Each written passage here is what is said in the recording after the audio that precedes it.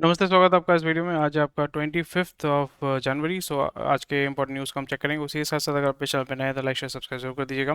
हमारे व्हाट्सएप और Telegram channel को ज्वाइन कर लीजिए और profitnumber.com पे जाकर आप रेगुलर न्यूज़ एंड अपडेट्स पा सकते हैं। और वहाँ पे हमारे सारे आप अगर कंटेंट को एक्सेस करना चाहते हैं 50% आप एक्सेस कर पाएंगे फ्री ऑफ कॉस्ट। रिमेनिंग अगर कंटेंट एक्सेस करना चाहते हैं सो आपको मेंबरशिप लेना पड़ेगा। सो हाईली सजेस्ट, अगर आप इस चैनल को सपोर्ट करना चाहते हैं और इस चैनल के कंटेंट आपको पसंद आता है तो डेफिनेटली हमारे वेबसाइट में जाकर सब्सक्राइब कर सकते हैं। और जो आर्टिकल्स हैं डिटेल्स में हम जो एक्सप्लेन करते हैं उसका आप लाभ उठा सकते हैं। तो चलिए आज का जो न्यूज़ है वो हम चेक करेंगे और कोई भी क्वेश्चन कोई कमेंट सेक्शन में हमें डेफिनेटली बता दीजिएगा।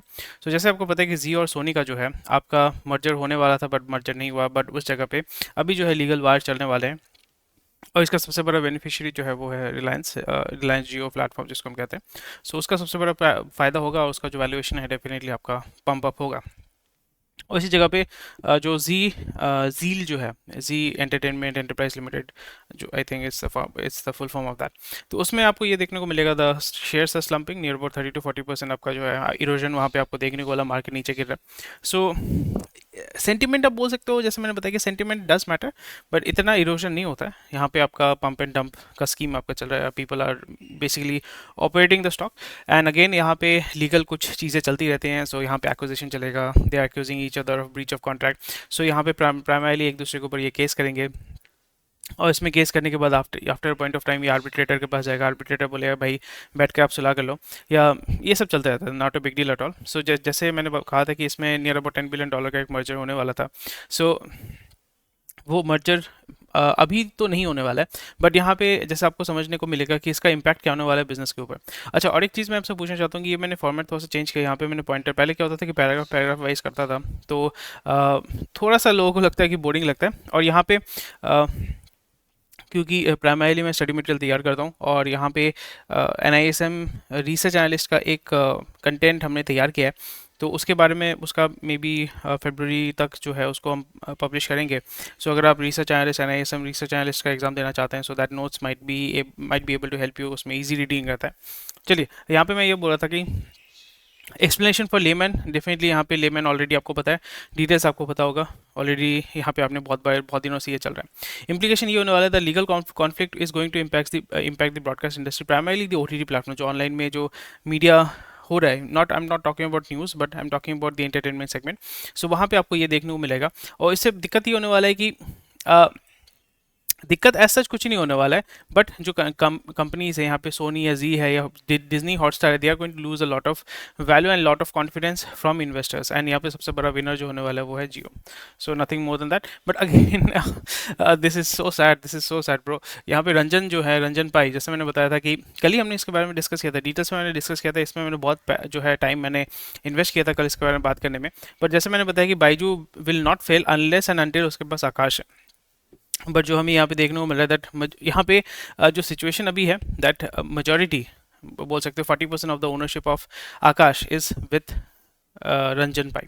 This is very very, I would rather say it's a turning point for Byju's. ये एक टर्निंग पॉइंट हो सकता है क्योंकि यहाँ पे डेविड कैम्पना से वो डेट के माध्यम से पैसा उठा रहे थे, बट वहाँ पे कुछ केस हो गया था। So they had to repay David कैम्पना।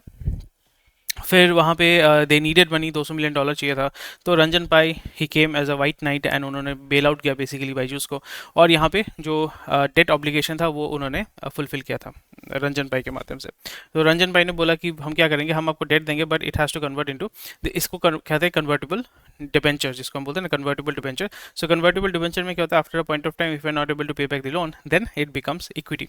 और वही चीज़ हमें यहाँ पे देखने को मिल रहा है कि आपका जो शेयर होल्डर है, शेयर होल्डिंग है basically, the Ranjan Pai, the chairman of Manipal Education and Manipal Medical Group, is set to become the largest shareholder of Akash, a part of Byju's, by owning 40% of stake. This change is coming after जो board है उसने approve कर दिया कि $300 million का जो इन्होंने investment किया था it has become into equity. So again हमें यहाँ पे ये देखने को मिलेगा कि एक डिटेल में मैं इसका पोस्ट में डालूंगा। यहाँ पे आपको ये देखने को मिलेगा that 26% and 16% is own by Byju Byju's, ठीक है। 26 प्लस 16 कितना होता है? 42%। सो 42% is own by Byju, 40% is owned by, यहाँ पे कोई बोल नहीं रहा है इस चीज़ के बारे में, कोई बात नहीं कर रहा है, but 42% is own by Byju's, मतलब Byju Raveendran and think and learn private limited. और यहाँ पे 40% इज ओन बाई रंजन भाई। सो मेजॉरिटी स्टेक होल्डर जो है वो आपका बाईजू ही है, ठीक है। ये आपको कोई बताएगा नहीं, बट ये चीज़ अब जब देखोगे तब आपको समझ में आएगा। और यही चीज़ होता है कोई भी रिसर्च जब आप करोगे तो यहाँ पे you have to see through all the mess, see through all the data. So 42% is owned by Baiju Ravindran और basically बाईजूस, ठीक है।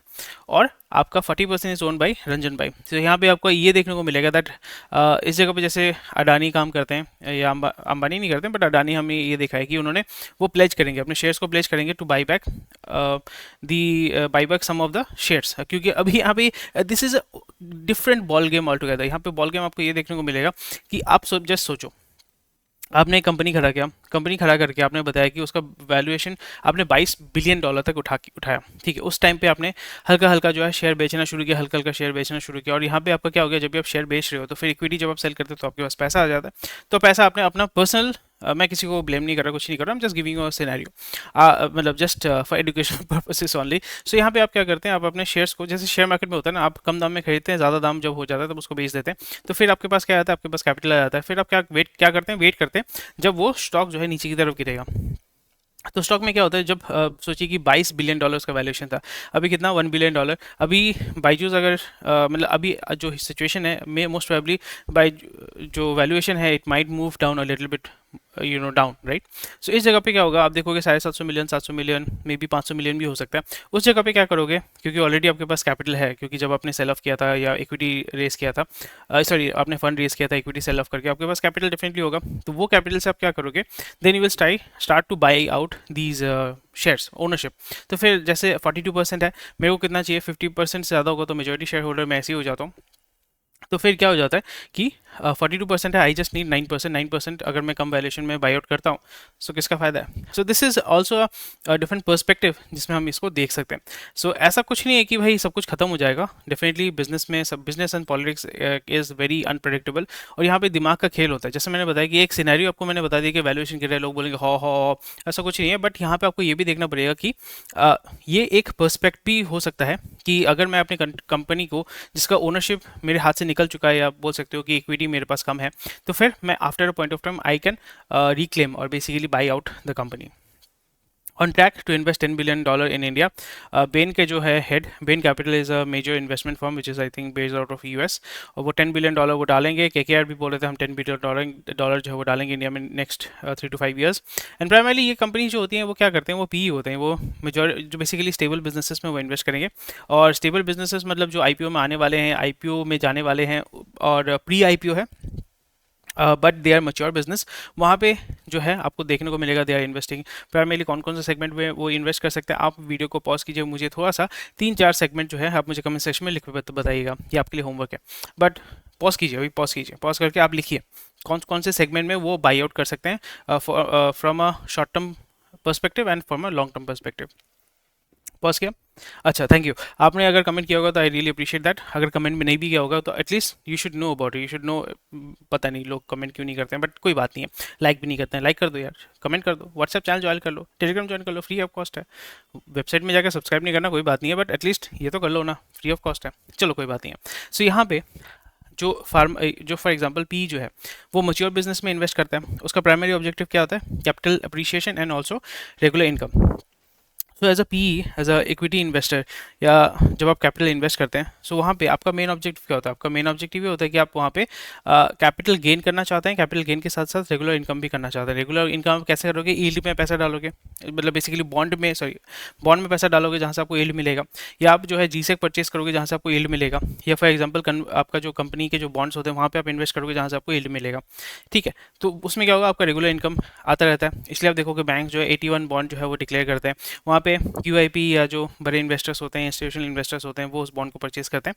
उनको परपेचुअल जो है, because these are perpetual bond, जब तक वो रिडीम नहीं किया जाता है तब तक आपको कूपन रेट के माध्यम से या इंटरेस्ट में आपको पैसा मिल जाता है, that is your regular income. So अगर आपने सोचा होगा कि 7%, 8% क्या फ़र्क पड़ता है, बट जो इंडिया में पैसा डाल रहा है उसको चाहिए ज़्यादा पैसा, ठीक है, वो कैपिटल अप्रिशिएशन करना चाहता है। आपको ये समझना पड़ेगा, गोरा जो है गोरा अपना पैसा इंडिया में क्यों लगाएगा, उसको क्या फ़ायदा है जब वो इंडिया में $10 बिलियन लगाने वाला है, that is near about 85,000 crore.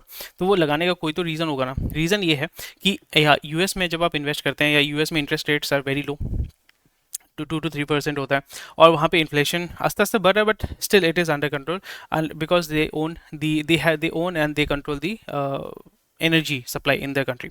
सो आप देख रहे हैं ना चेन ऑफ थॉट कितना लंबा होता है। बट एनीवे, बोलने का मतलब ये है कि यहाँ पे जो बेन है या गोरा जो है, गोरा इंडिया में इसलिए पैसा डाल रहा है बिकॉज वो देख रहा है कि भाई यहाँ पे हम अगर फॉर एग्जांपल जो बॉन्ड्स हैं या डेट में अगर इन्वेस्ट करते हैं वहाँ पे हमें रेगुलर इनकम मिलेगा, बट हमें कैपिटल अप्रिसिएशन भी चाहिए, क्योंकि जो इन्वेस्टर्स ने मेरे को पैसा दिया, जिसका पैसा मेरे को डबल करके देना है, तो उसको मुझे दो चीज़ देना पड़ेगा, एक है रेगुलर इनकम और एक है आपका कैपिटल अप्रिसिएशन। कैपिटल अप्रिसिएशन कहाँ से मुझे मिलेगा? So I have to invest into emerging markets and I have to invest into those companies, those economies which are going to grow मतलब faster than my economy। For example US में बैठा हुआ बंदा वो देख रहा है कि अगर मैं यूएस में ही इन्वेस्ट करता हूँ तो मुझे 2 से 3% का मेरे को ग्रोथ शायद से देखने को मिलेगा। बट वो देखेगा अगर मैं इंडिया में इन्वेस्ट करता हूँ, ठीक है, एक तो है कि पैसा करेंसी एक्सचेंज रेट की वजह से they have a lot of power because $1 is equal to 83 rupees. So उसमें तो एडवांटेज हो ही जाता है। So they are able to invest, जब वो इन्वेस्ट करते हैं सो द वैल्यू एडिशन या वैल्यू मल्टीप्लिकेशन यहाँ पे होता है। और एक बात ये है कि इंडिया जो है, हमने यहाँ पे जो भी ये स्टडी करते हैं वो देख रहे हैं कि भाई India is a emerging economy. यहाँ पे जो एस्पिरेशनल क्लास जो है वो बहुत बड़ा है, they are also consuming a lot of debt. Capital जो है वो इजीली, सॉरी जो डेट है वो इजीली लोगों को मार्केट में पुश किया जा रहा है। A lot of companies, NBFCs हो गए, छोटे बैंक्स हो गए, they are pushing out a lot of retail loans. और कंजम्पशन बहुत ज़्यादा हो रहा है, कंजम्पशन होगा तो लोग कंज्यूम करेंगे, अलग अलग चीज़ें कंज्यूम करेंगे। तो इस जगह पे जब वो कंज्यूम करेंगे तो कोई ना कोई मैन्युफैक्चरर होगा, कोई ना कोई सप्लायर होगा, उस सप्लायर को भी हमें फंडिंग, और उस वो सप्लायर अगर खुद को एक्सपेंड करना चाहते हैं उसको पैसा चाहिए होगा। पैसा कहाँ से मिलेगा? वो बैंक से जो जाके लोन लेने वाला है। फॉर एग्जाम्पल अडानी अंबानी, या मैं अगर जाके लोन लेने वाला हूँ, अडानी अंबानी की बात नहीं कर रहा हूँ, मैं अगर खुद लोन लेने जाता हूँ तो फिर मुझे जो इंटरेस्ट रेट देना पड़ेगा, इवन हाउस का अगर इंटरेस्ट रेट हम देखें, so it is near about 9 to 10% और more than 11% something like that. और फ्लोटर होता है, वो चेंज होता रहता है। बट अगर उसी जगह पे if I am able to provide them with equity, equity में अगर मैं उसको पैसा देता हूँ कि हाँ भाई आपको जो है मे बी आप डेट नहीं लेना चाहते हो, मे बी बिजनेस जो है बहुत ही रिस्की, आपको डेट नहीं मिलेगा, सो मैं आपके बिजनेस में 100 करोड़, 200 करोड़, 500 करोड़, 1000 करोड़, 10 करोड़ या जो भी है, $10 मिलियन, $20 मिलियन, $100 मिलियन मैं आपके बिजनेस में लगा रहा हूँ। आप जो है बिजनेस को एक्सपैंड करो, और बिजनेस जब एक्सपैंड करेंगे ऑब्वियसली जब आप वो कंपनी में इन्वेस्ट करेंगे तो उनको इक्विटी मिलेगा। इक्विटी मिलने के बाद वो क्या करेंगे? They are going to after a point of time once it becomes mature, then they are going to sell it off और maybe push for an IPO. और आईपीओ के माध्यम से रिटेल के ऊपर वो उसको बेच देंगे, या it will change hands and then they will be able to make a lot of money from that. एक वो सिचुएशन आपको समझ में आ गया किस तरीके से ये काम करता है? तो गोरा जब इंडिया में पैसा डाल रहा है ना, यहाँ पे वो अगर $10 बिलियन डाल रहा है, वो यहाँ से एटलीस्ट $20 बिलियन उठा के लेके जाना चाहता है। सो ये मेन ऑब्जेक्टिव है। So definitely there will be a lot of liquidity there, but again यहाँ पे वीसी में आपको या स्टार्टअप में आपको देखने को मिलेगा कि उतना ज़्यादा पैसा नहीं आ रहा है, बिकॉज वहाँ पे it's not a very stable, because Byju या जो भी हो गया मच्योर जितने भी बड़े बड़े जो स्टार्टअप्स हैं, if they are failing and if they are struggling in this economy, then they are going to bet on the mature businesses which are there in India. ठीक है, कॉन्सेप्ट आपको समझ में आ गया? चलिए नेक्स्ट न्यूज़ में move करते हैं। कितना टाइम हो गया? अभी 10 मिनट तो हो गया होगा, 12 मिनट 13 मिनट हो गया। सो इसमें इसलिए थोड़ा सा टाइम लेके इसमें समझने की कोशिश करनी पड़ती है। सो अयोध्या में spell boom for pilgrim hubs. So जैसे मैंने बताया कि इंडिया में जो डिफरेंट डिफरेंट इकोनॉमीज़ हैं वो आपका ग्रो होने वाले, एक है टेम्पल इकोनॉमी, दूसरा है रोड इकोनॉमी, तीसरा है लोकल इकोनॉमी, आई थिंक और एक कोई इकोनॉमी था, 3 मैंने बताया था कुछ हफ्ते पहले। अगर आपको याद है मुझे कमेंट सेक्शन में बताइएगा। एक तो टेम्पल, एक है रोड, और एक मैंने शायद से कुछ बताया था, I forgot. So temple economy जैसे मैंने बताया कि यहाँ ठीक है, अब मतलब ठीक है, मंदिर बन रहा है, यहाँ पे लोकल बिजनेसेस ग्रो होने वाले हैं। इवन एक न्यूज़ आया कि 2 लाख जॉब जो है वो क्रिएट हुए हैं अभी तक, जो है 100 मतलब आई थिंक 10 लाख करोड़ का या 1 लाख करोड़ का कुछ बिजनेस कोई बोल रहा था, I read somewhere, I am not sure whether it is true और फॉल्स, बट जो भी है a lot of business is going on, a lot of money is changing hand in, और इकोनॉमी जो है वहाँ पर बूम डेफिनेटली कर रहा है। रियल एस्टेट का दाम डेफिनेटली डबल ट्रिपल डेफिनेटली हो गया होगा। सो मेरा बोलने का मतलब ये है कि इसको थोड़ा सा स्पिरिचुअल पॉइंट ऑफ व्यू से देखिए, इसको थोड़ा सा फिलोसॉफिकल पॉइंट ऑफ व्यू से देखिए, because philosophy is very it's a very essential part of business. अगर आपको लगता है कि मैं क्या बोल रहा हूँ, philosophy actually is a very big part of business and politics and society as a whole, socio economic जिसको हम बोलते हैं। सो कॉन्सेप्ट ये है कि जब आपके पास पैसा हो जाता है, आपका जो बेसिक नेसेसिटी है वो फुलफिल हो जाता है, तब आप एस्पिरेशनल होते हैं। एस्पिरेशनल का मतलब होता है कि जैसे मैंने बताया कि यहाँ पे हमारे, इसलिए हमारे शास्त्रों को पढ़ना बहुत ही ज़्यादा इंपॉर्टेंट होता है कि एक हर एक के जीवन में कुछ पड़ाव होते हैं। एक होता है बाल अवस्था, उसके बाद होता है बाल अवस्था, गृहस्थ आश्रम, अच्छा हाँ, बाल आश्रम, I think forgot the term, बाल आश्रम, गृहस्थ आश्रम, फिर उसके बाद होता है संन्यास। तीन चार फेजेस होते हैं। सो इस जगह पे आप क्या देखोगे कि जो बाल आश्रम होते हैं, मतलब आप 18 जब तक नहीं हुए, मतलब आप जब तक बड़े नहीं हुए, if you are not adult, तो फिर आपका एक स्टेज होता है जहाँ पे आप लड़ते हो, आप डेवलप करते हो, और फिर नई चीज़ों को आप एक्सपीरियंस करते हो। उसके बाद होता है गृहस्थ आश्रम, जहाँ पे आप शादी करते हो। ठीक है। तो गृहस्थ आश्रम में क्या होता है कि गृहस्थ के पहले आप कर्म करते हो। कर्म, मैं जस्ट ओवरव्यू दे रहा हूँ, आई फॉरगॉट द टर्म, ये आपका पड़ोसन में बोला गया था। Let me just check. वही आपको देखने को मिल रहा है कि यहाँ पे एक होता है ब्रह्मचर्य। ठीक है, चार आश्रम होते हैं। ब्रह्मचर्य जब आप स्टूडेंट होते हैं, आप सीखते हैं, बड़े होते हैं, नई नई चीज़ों को एक्सपीरियंस करते हैं। गृहस्थ आश्रम मतलब जब आप सीखने के बाद अपना गृहस्थ संभालते हैं या घर शुरू करते हैं। उसके बाद होता है वानप्रस्थ। यहाँ पे वानप्रस्थ का मतलब होता है कि आप बाहर जाते हैं, मतलब आई थिंक वानप्रस्थ का क्या था, आई फॉरगॉट। संन्यास में होता है कि आप जस्ट छोड़ देते हैं। वानप्रस्थ, वानप्रस्थ, व्हाट इज वानप्रस्थ? ये I forgot, dual something, I forgot. तो ये चार स्टेज होते हैं। सो अभी यहाँ पे आपको देखना पड़ेगा कि गृहस्थ आश्रम, ब्रह्मचर्य, गृहस्थ, वानप्रस्थ और संन्यास। सो अभी जो है ब्रह्मचर्य में क्या होता है कि आप नई नई चीज़ों को एक्सप्लोर करते हैं, काम वासना को एक्सप्लोर करते हैं। तो इसलिए आप देखोगे इंस्टाग्राम, ये सारे जो है वहाँ पे यंग ऑडियंस आपका देखने को मिलेगा, जो अपने काम वासना, जो एस्पिरेशनल्स है, नई नई चीज़ों को कंज्यूम करना है, मटेरियलिस्टिक चीज़ों पे वो ज़्यादा फोकस होते हैं। गृहस्थ आश्रम में भी वही चीज़ है। ब्रह्मचर्य, गृहस्थ आश्रम में भी आपको ये देखने को मिलेगा, डिवोर्स हो रही है, ये सारी चीज़ें हो रही है, घर में कलह हो रहे हैं, कलेश हो रहे हैं। सो वो भी आपका दोनों में मिक्स एंड मैच है। वहाँ भी काम वासना होती है। मोक्ष की वासना टिपिकली नहीं होती गृहस्थ आश्रम में। वानप्रस्थ में आई फोगॉट, वानप्रस्थ में बेसिकली यू आर वांडरर। ठीक है, वांडरर के बाद आप सीख करते हो, you are seeking peace, you are seeking fulfilment, something like that. तो उसमें क्या होता है कि आप बाहर जाते हो, स्पिरिचुअल थोड़ा सा एनलाइटमेंट के लिए आप सीखना शुरू करते हो, खोजना शुरू करते हो। इसलिए मोटिवेशनल बिजनेसेस जो है, मोटिवेशनल स्पीकर का बिजनेस जो है बहुत ही तकड़ा है। और वहाँ पे आप सपना जो है, वो लोगों के जो एस्पिरेशन होते हैं, सपना होता है, उस पर आप थोड़ा सा लेवरेज करने की कोशिश करते हो। फिर होता है संन्यास। संन्यास में होता है कि आपने ऑलरेडी सब कुछ भोग कर लिया है, सब कुछ देख लिया है, सब कुछ समझ लिया है। देन यू फिगर आउट कि भाई इसमें कुछ रखा नहीं है, सब गिव अप करके आगे बढ़ो। वो हो जाता है संन्यास। तो पहले क्या होता था राजा महाराजा के टाइम में, अगर हम महाभारत में भी देखेंगे, तो महाभारत में क्या होता है कि after a point of time, जब आप रिटायरमेंट का जो एज होता है, रिटायरमेंट के एज में आप संन्यास ले लेते हो। संन्यास एज इन अपने सारे जो दायित्व होते हैं, या जो भी आपका धन वन जो भी होता है, वो आप अपने सुपुत्र या नेक्स्ट जनरेशन को पास ऑन करके आप चले जाते हो जंगल में। जंगल में आके ऐसा नहीं कि जंगल में भटकते रहते, जंगल में बेसिकली ये कॉन्सेप्ट था कि वहाँ पे आश्रम होता था, और वो आश्रम में जाके बोल वचन सुनते थे, और वहीं पे वो अपना देह जो है वो त्याग कर देते थे। सो ये कॉन्सेप्ट था, और वही कॉन्सेप्ट आपको फिर से वापस आ रहा है। और आपको यहाँ पे क्या देखने को मिल रहा है, दैट ये ब्रह्मचर्य और गृहस्थ में जैसे काम वासना, ये सारी चीज़ें होती है मटेरियलिस्टिक।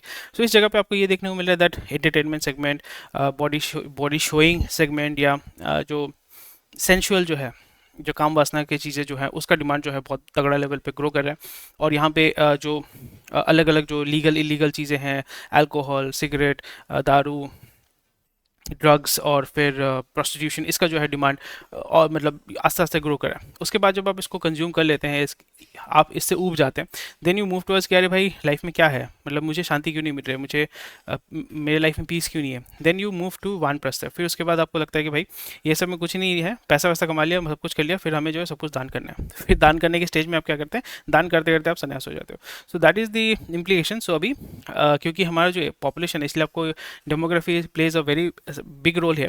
तो हमारा अभी average age I think near about 30 है। 30 के बाद आप देखोगे 35-36 जब भी होगा, then there will be huge demand of sannyas and vanaprastha. तो अगर आप इस जगह पे बिजनेस शुरू करना चाहते हैं, it can be a very good opportunity. So that's the reason why I'm spending more time on this. And if you agree with me, definitely मुझे बताइएगा comment section में, and let's move on to the next. Modi Macron to cover space and defense digital ties. अरे तीन चार news में ही first page में हमारा जो है पूरा कवर हो गया, 18 मिनट हो गया। Quite nice. So 6 Assam rifle के जवान जो है इंजर हो चुके हैं। So this shows that mental health and self control plays a very vital role, और इस जगह पे definitely we need to invest as a country, and इसमें जब भी हम करते हैं investment, so it definitely page of. चलो मूव करते हैं नेक्स्ट न्यूज़ में। आई डोंट थिंक 20 मिनट में ही जो है मैं ख़त्म करने की कोशिश करूँगा। So I just move to the next topics. Politics जो है वो आप देख लीजिएगा वेबसाइट में। GSEC to attract $100 billion in 5 years. So GSEC जो है आपका गवर्नमेंट सिक्योरिटीज है. So government is going to move to the bond market and they are going to attract $100 billion. But उसका जो रेटिंग है BBB+, so that is a very big thing. इसमें जो है ज़्यादा आपको इंटरेस्ट शायद से देना पड़ेगा। सो यहाँ पे फ़ायदा ये है कि definitely this money will definitely go to the public projects, जैसे आपका रोडवेज, आपका लार्ज स्केल रिन्यूएबल एनर्जी में आपको मूवमेंट आपको देखने को मिलेगा, एक्सप्लोरेशन होगा, फिर एसेट क्रिएशन होगा, फिर आपका आप देखोगे जितने भी सारे पीएसयूज है वहाँ पे आपका सेल ऑफ अच्छे लेवल पे होने वाला है। So these are the stuff which you can see over a period of time. So a lot of money is going to come into India. Liquidity deficit ऊपर ही देखने को मिल रहा है कि $100 बिलियन आएगा, बट नीचे आपको देखने को मिल रहा है liquidity deficit highest ever, tops 3 lakh crore after 8 years। इसका मतलब क्या है? The banking system is experiencing short of available funds.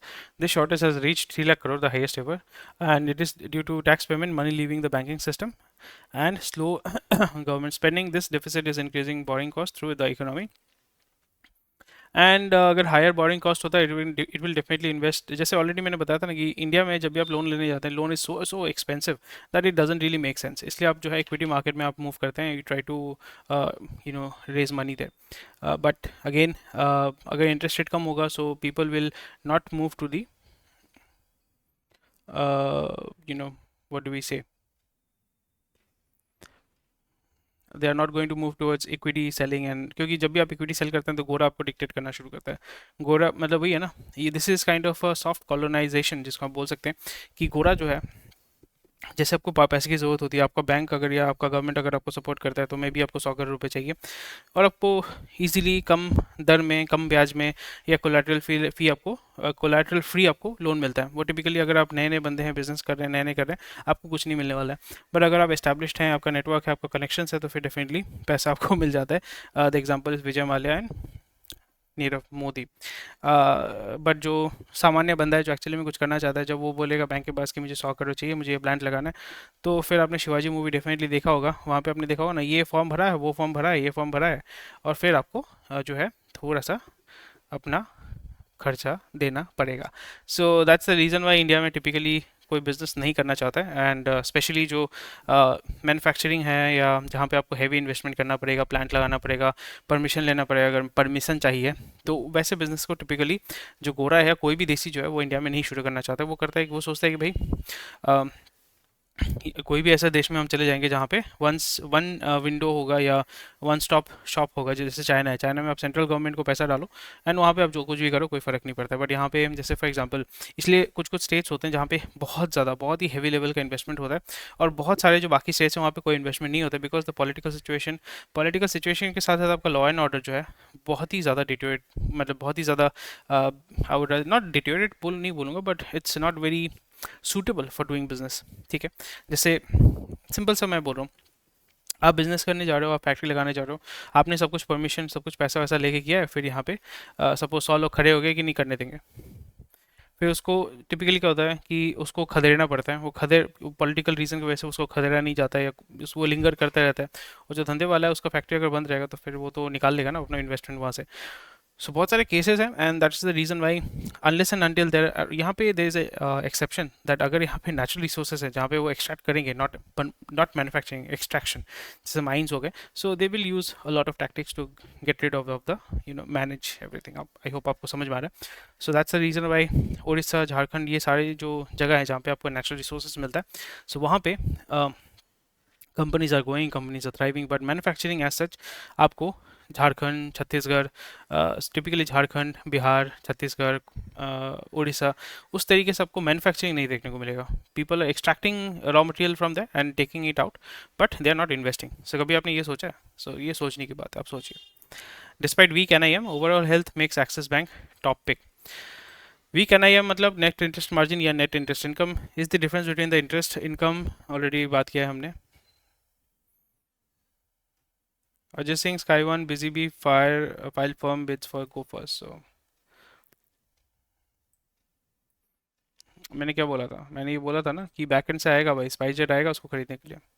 सो वही चीज़ जो है, अपनी वाणी जो है वो सही साबित हो रही है, एंड सही साबित होना तो बहुत अच्छी बात है।